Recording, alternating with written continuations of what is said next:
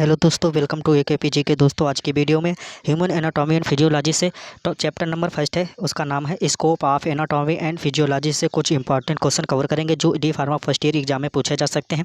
तो शुरू करते हैं वीडियो को शुरू करने से पहले दोस्तों, अगर आप हमारे चैनल पर नए हैं तो मेरे चैनल को सब्सक्राइब कर लीजिए, साथ में बेल आइकन को प्रेस कर लीजिए। तो यहाँ पे क्वेश्चन है, डैश में शारीरिक संरचनाओं का अध्ययन शामिल होता है जिससे शरीर से देखा जा सकता है। तो दोस्तों इसका करेक्ट आंसर हो जाएगा ऑप्शन नंबर सी, क्या सतह शारीरिक की, इसका राइट आंसर हो जाएगा। अगला क्वेश्चन देखते हैं, शरीर की शारीरिक शब्दावली का अध्ययन डैश के तहत किया जाता है। तो किसके तहत किया जाता है आपको बताना है। तो दोस्तों इसका करेक्ट आंसर हो जाएगा ऑप्शन नंबर डी, क्या उपरोक्त सभी के अंतर्गत जो है शरीर के शारीरिक शब्दावली का अध्ययन किया जा सकता है। अगला क्वेश्चन देखते हैं, क्वेश्चन नंबर 4 क्या है। क्वेश्चन नंबर 4 है, किस स्थिति में, आपको बताना है कि किस स्थिति में, कौन सी सिरा की स्थिति में वक्ष, निप्पल, पेट तथा बाहरी जननांग जैसे कि सामने की तरफ उपस्थित शरीर के अंग शामिल होते हैं। तो दोस्तों इसका करेक्ट आंसर हो जाएगा ऑप्शन नंबर सी, क्या अधर सिरा। अगला क्वेश्चन देखते हैं, क्वेश्चन नंबर 5 क्या है। क्वेश्चन नंबर 5 है, डैश स्थिति में चेहरा ऊपर की ओर होता है। किस स्थिति में आपको बताना है चेहरा ऊपर की ओर होता है जबकि पीठ नीचे की ओर होती है।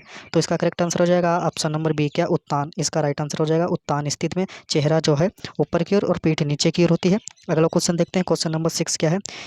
डैश स्थित का अर्थ है बाहरी या सतह के पास। किसका अर्थ है जो बाहरी या सतह के पास। तो दोस्तों इसका करेक्ट आंसर हो जाएगा ऑप्शन नंबर ए, क्या सतही। सतही इसका राइट आंसर हो जाएगा। अगला क्वेश्चन देखते हैं,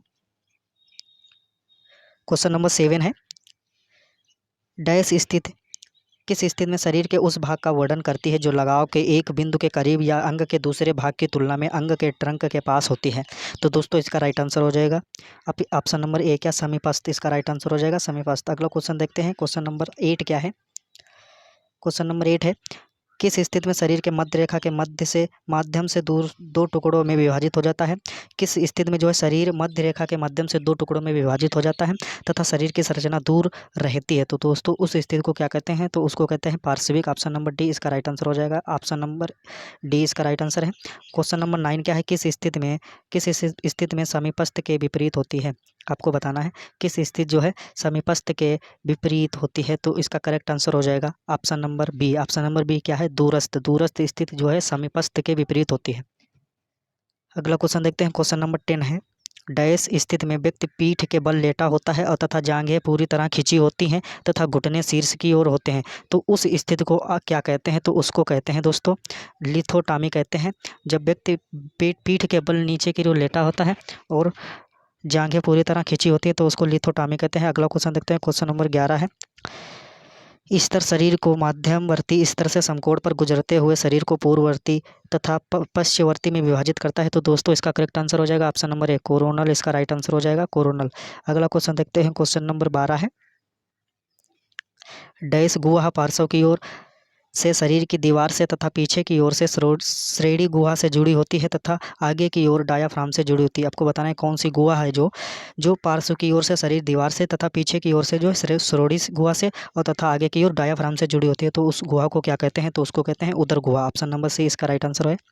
अगला क्वेश्चन देखते हैं दोस्तों, पृष्ठीय गुहा डैश तथा डैश गुहाओं में उप विभाजित होते हैं। आपको बताना है पृष्ठीय गुहा जो है किन किन गुहाओं में उप विभाजित होते हैं। तो दोस्तों इसका राइट आंसर हो जाएगा ऑप्शन नंबर डी, कपाली तथा रीढ़। अगला क्वेश्चन देखते हैं, क्वेश्चन नंबर 14 क्या है। 14 नंबर है, डैश के दौरान कोशिकाएं जटिल जैव अणुओं को संश्लेषित करने तथा अन्य जैविक कार्यों को करने के लिए ऊर्जा का उपयोग करती हैं। तो इसका करेक्ट आंसर हो जाएगा ऑप्शन नंबर ए, उपचय प्रक्रिया। क्या कहलाती है, उपचय प्रक्रिया। अगला क्वेश्चन देखते हैं, प्लाज्मा झिल्ली का द्रव मोजेक मॉडल किसके द्वारा दिया गया था। आपको बताना है तो प्लाज्मा झिल्ली का द्रव मॉडल जो है ये ऑप्शन नंबर डी, क्या ए व बी दोनों के द्वारा दिया गया था, एस जे सिंगर और जी एल निकोलस। इसका करेक्ट आंसर हो जाएगा। अगला क्वेश्चन देखते हैं, 16 नंबर क्वेश्चन है, कोशिका उपापचय के अधिकांश भाग डैश के भीतर होते हैं। तो किसके भीतर होते हैं, आपको पता ही होगा सबको, कोशिका द्रव्य के भीतर होते हैं। ऑप्शन नंबर ए इसका राइट आंसर है। अगला क्वेश्चन देखते हैं, 17 नंबर क्वेश्चन है, डैश को कोशिका के पावर हाउस के रूप में जाना जाता है। आपको बताना है किसको कोशिका के पावर हाउस के रूप में जाना जाता है। तो दोस्तों लाइसोसोम को आत्महत्या की थैली और राइबोसोम फैक्ट्री ऑफ प्रोटीन और केंद्रक ये तो नहीं हो सकता है, सूत्रकणिका ये माइटोकॉन्ड्रिया, इसको कहते हैं माइटोकॉन्ड्रिया, सूत्रकणिका को माइटोकॉन्ड्रिया कहते हैं।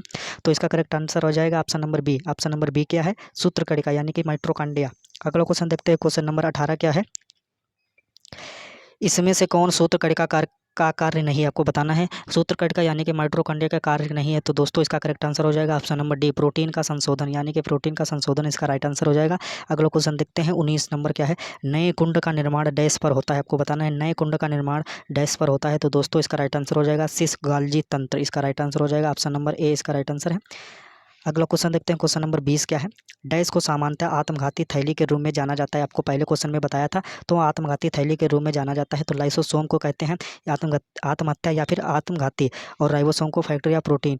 अगला क्वेश्चन देखते हैं, क्वेश्चन नंबर 21 क्या है, अधिकांश चिकनी तथा रेखित पेशी डैश से बनी होती, किससे बनी होती हैं, तो दोस्तों ये पेशी द्रव्य जालिका से बनी होती हैं। अधिकांश चिकनी तथा रेखित पेशी जो हैं पेशी द्रव्य जालिका से बनी होती है। अगला क्वेश्चन देखते हैं 22 क्वेश्चन है, प्रोटीन संश्लेषण में होता है, आपको बताना है प्रोटीन संश्लेषण डैश में होता है, किस में होता है, तो दोस्तों ये राइबोसोम इसका करेक्ट आंसर हो जाएगा ऑप्शन नंबर ए इसका राइट आंसर है। क्वेश्चन नंबर 23 देखते हैं, केंद्रक का कार्य है, आपको बताना है डैश केंद्रक का कार्य है, इन 4 ऑप्शन में से केंद्रक का कार्य कौन सा है, तो इसका करेक्ट आंसर हो जाएगा ऑप्शन नंबर बी, कोशिकीय गतिविधि को नियंत्रित करना। अगला क्वेश्चन देखते हैं, क्वेश्चन नंबर 24 क्या है, जीन के संरचनात्मक संगठन को बनाए रखता है और जीन अभिव्यक्ति को नियंत्रित करता है तथा कोशिका गतिविधि को नियंत्रित करता है, इस प्रकार कोशिका का नियंत्रण केंद्र कहलाता है, तो दोस्तों इसका करेक्ट आंसर हो जाएगा option number A. Option number A क्या है, केंद्र की खोज किसने की थी, रॉबर्ट ब्राउन ने की थी, और राइबोसोम की डी डुवे ने की थी, और सूत्रीकरण यानी कि माइटोकॉन्ड्रिया की खोज अल्टमैन ने की थी, और केंद्रका की खोज फोंटाना ने की थी। तो दोस्तों आप लोग खोज भी याद कर लेना किसने खोज की।